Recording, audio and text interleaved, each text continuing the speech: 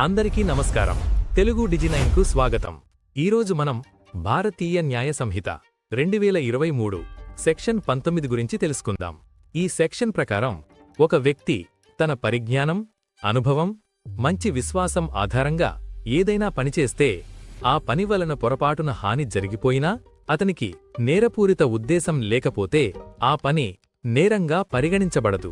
BNS section 19 గురించి వివరంగా చెప్పాలంటే మంచి విశ్వాసం ఆధారంగా చేసే పని. ఒక వ్యక్తి తన పని వలన ఎవరికైనా హాని జరుగుతుందని ముందే ఊహించకపోతే అతను తన మంచి నమ్మకంతో సరైన జాగ్రత్తలతో ఆ పని చేస్తే ఆ పని నేరం కాదు. ఉద్దేశపూర్వకంగా కాకపోతే, ఆ వ్యక్తి వద్ద హాని చెయ్యాలనే ఉద్దేశం లేకపోతే జరిగిన ప్రమాదం నేరంగా పరిగణించబడదు. జాగ్రత్త అవసరం, కాని ఒక వ్యక్తి జాగ్రత్తలు తీసుకోకపోతే, నిర్లక్ష్యం వహిస్తే అది నేరంగా పరిగణించబడుతుంది. ఉదాహరణకు చెప్పాలంటే, నౌక ప్రమాదం. మహేష్ అనే వ్యక్తి నౌక కెప్టెన్.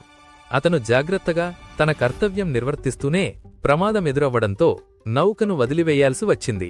ఆ సమయంలో రాజన్న వంటి ప్రయాణికులు ఉన్నా మహేష్కి ఉద్దేశపూర్వకంగా ఎవరికీ హాని చేయాలనే ఉద్దేశం లేదు. కాబట్టి మహేష్ చేసిన పని నేరంగా పరిగణించబడదు. అదేవిధంగా పరమేశ్వర్ తన పడవను తప్పించుకోవాలని చూసినా అది కూడా మంచి నమ్మకంతో చేసిన పని కాబట్టి నేరంగా పరిగణించబడదు. అగ్ని ప్రమాదం. సంతోష్ ఒక గ్రామంలో అగ్ని ప్రమాదం జరిగినప్పుడు మంటలు మరిన్ని ఇళ్లకు వ్యాపించకుండా ఆపడానికి ప్రయత్నించాడు. ఆ ప్రక్రియలో అనుకోకుండా ఎవరికైనా నష్టం జరిగినా సంతోష్ చేసిన పని ప్రజల ప్రాణాలను, ఆస్తులను కాపాడేందుకే కాబట్టి నేరంగా పరిగణించబడదు.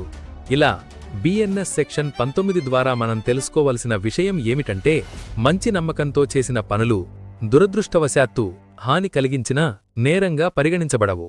కానీ నిర్లక్ష్యం వహిస్తే మాత్రం తప్పక నేరంగా పరిగణించబడుతుంది. ఇది చట్టంలో ఒక ముఖ్యమైన నిబంధన. మంచి విశ్వాసానికి రక్షణ, నిర్లక్ష్యానికి శిక్ష.